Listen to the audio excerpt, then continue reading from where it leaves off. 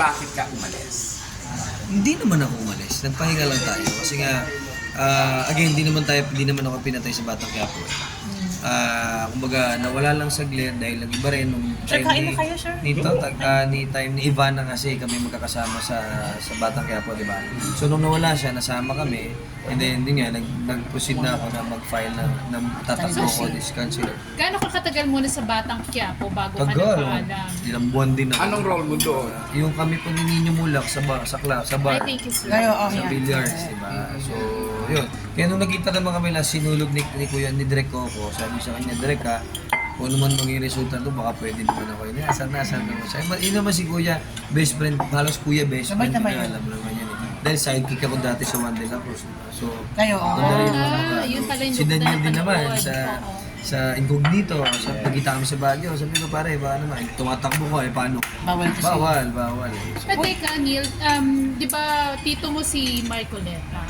Mandi ah. Hindi mo ka... Yun yung nagpasara ng ABS. Charot. Hindi kayo Hindi. related. Yung Marcoleta, di ba apelido niya? Oo. Hindi yun yung pangalan niya. So hindi ko siya... Kung siguro hindi ka niyaya o pera ng magpa-sexy. Kasi yung aurahan mo, guwapo mo, ang sexy mo. Alam mo, Malaki siya ko eh. Marcoleta yun, hindi yun pula. Oo, Marcoleta. Marcoleta. May pangalan Diyan siya, matawa ka ba? Seryoso ba yun? Hindi narinig ko kasi dati na kamag-anak Hindi. niya. May question ako sa'yo. Kasi we all know that you're close to Daniel, di ba? Yeah. Nagkakusap na ba kayo yun? Oo. Ano kamusta siya after na break up with Catherine? Feel ko naman okay naman na siya kasi di ba, focus mo siya. Ano naman yun, alam mo naman ang mundo ng showbiz. Kahit na marami kang problema, kailangan sa harap ng hindi mo iparamdam na ano ka. Pero deep inside, syempre emotionally. Nag-emotionally siya. Kasi nung nag-inom kami before, matagal na. Syempre, mahirap. 9 years, di ba? Ang hirap doon. Dinamdam niya ba Oo yun? naman. Kasi iba rin yung pinagsamahan na alam mo yun, yung haba na, at saksi naman ako doon, alam mo naman yan. Oo. Magkumpare kami, tsaka magkasama kami sa growing.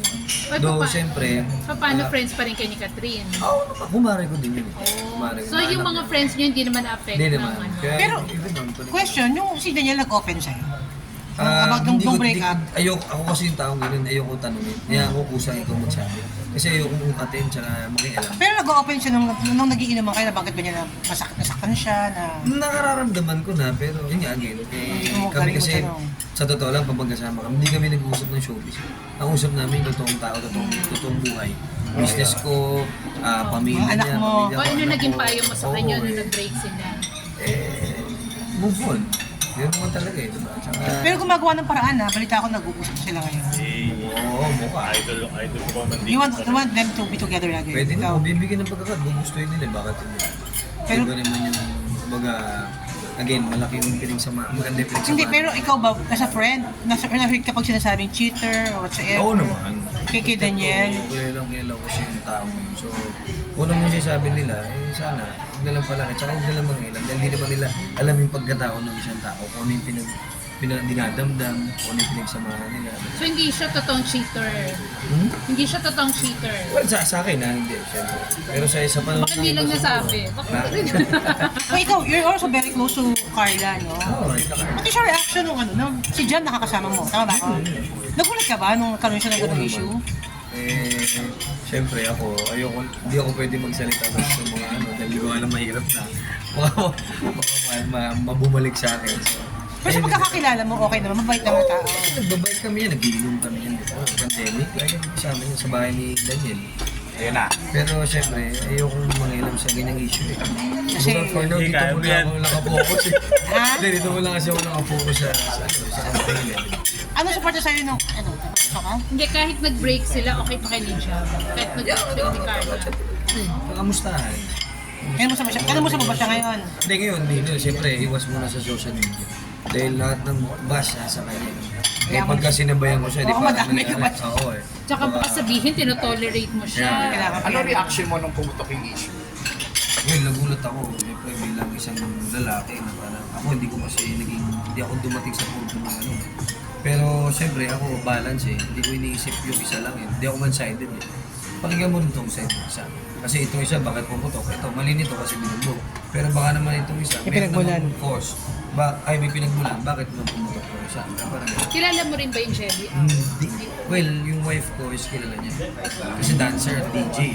Pero during the term of Miss Carla, wala kang nabalitaan ganyan nangyari sa kanila? Wala. Na nasaktan siya ni Jam or whatsoever? Hindi malabo kung nangyari yun.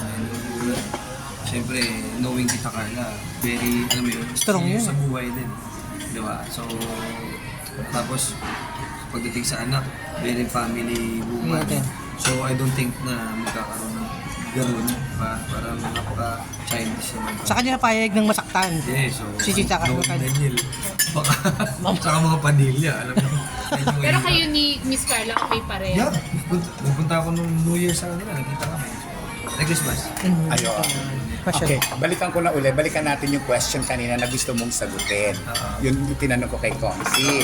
Pero bago mo sagutin yan, may question pa akong isa. Sige kuya. Advantage ba ang pagiging artista mo sa pagpasok mo ngayon Ano yung mas? into politics? Well, sabi ng mga naririnig ko, syempre, kung sa ibang banda, possible ka nangyari kasi nga syempre, kilala kasi sa mga. Pero syempre, meron din iba na may mga tumatakbo din naman na kung negative ka, hindi ko na i-mention yung ibang mga show na tumatakbo na negative na, pagtakbo, negative pa rin. Ako naman siguro, I should say, na sa tagal ko na sa industry, wala naman kasi ako naging issue. Wala ako naging pangit na ginawa. Well, hindi naman perfecto. Pero yung dito sa pagpasok ko, kahit pa paano naman, naging maganda kasi nga, ako na, kaya ko mag-entertain. Nag-show ako sa barangay, nag-show ako sa mga schools na, kumbaga, para mas makilala nila ako. Kumakanta ka? Pero, Yeah. Hindi, nagpe-perform ako. Nagpe-perform Sa ka. mga schools, sa mga barangay sa amin, sa mga invitation sa akin. Kasi yun yung work ko eh. Pero siyempre, sa ibang banda, mas yun nga, maganda rin naman ang nilalabas. Dahil bukod sa kanila tayo, dito kahit paano bonus na rin. Pero siyempre, kailangan nilang maramdaman kung gaano kung katotoong tao. At kung ano ka, anong mga plataforma mo, ano yung mga kaya mong gawin. Hindi pwedeng puro pogi lang, hindi pwedeng artista. Correct. Kailangan, meron pang may goal ka, may vision ka para mas maramdaman ka ng tao. Kasi kahit anong gwapo mo, artista ka, hindi ka talaga gusto, hindi ka talaga gusto eh. Di ba? Ngayon ako naniniwala.